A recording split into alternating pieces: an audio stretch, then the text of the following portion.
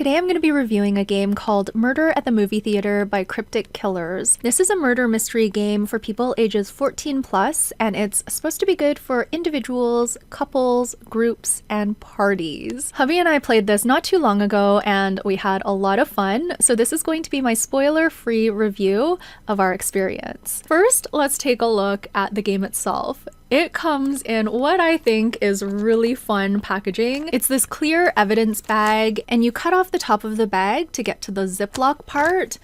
And then you just, of course, open the bag and take out the case file. The case file has this paper sleeve around it with the name of the game. And there's a bunch of information on the back, like a little blurb describing the game. There's also the recommended age. There's a difficulty level. This is 3 out of 5 difficulty, which is one of the lowest difficulty levels among the Cryptic Killers games. It also names the author of the game as well as where this game was designed and made. The sleeve comes off like so, and then you have this evidence folder with all of your pieces of evidence inside, and there are 27 pieces of evidence in this game. There is a bunch of information on the inside of the case file, and this is all gameplay information, so I would recommend reading this first and following the instructions so you get the most out of your game. The first step is to go through all of your pieces of evidence, and there is a checklist to make sure you have everything before you begin. All of the pieces of evidence in the case file are paper products or paper items, but there is a nice variety of things. They're not all just sheets of paper with writing on them. There are a few other things in there that I'll leave you to discover if you end up playing this game. But again, there was enough variety to keep us interested, and it was all very nicely integrated. So I appreciated all of the little details. You do need internet access to play this game because there are additional pieces of evidence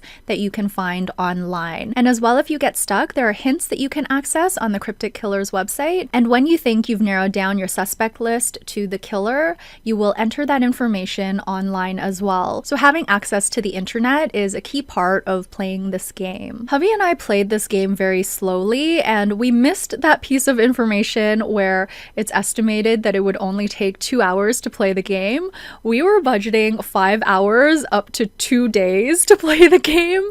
And so when we were done with the pieces of evidence and we were only at around the 2-hour mark, we wanted to go through everything again just to make sure that we had the right person in mind, that we weren't pointing fingers at the wrong person. Even though it's no big deal if you identify the wrong person, we really wanted to get it right the first time.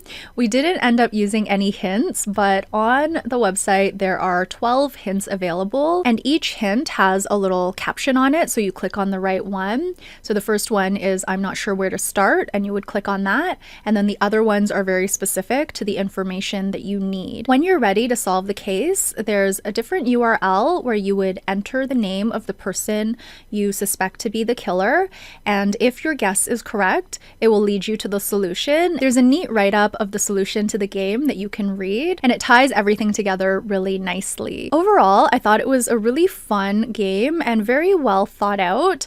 I really loved all of the different evidence. I loved the evidence also that you could access online. I thought that added a nice touch to the game. There was enough in the story and in the evidence to keep us interested for a couple of hours, so it was a really nice way to spend a rainy weekend morning. I don't play a lot of board games, especially ones that involve a lot of strategy that take a really long time.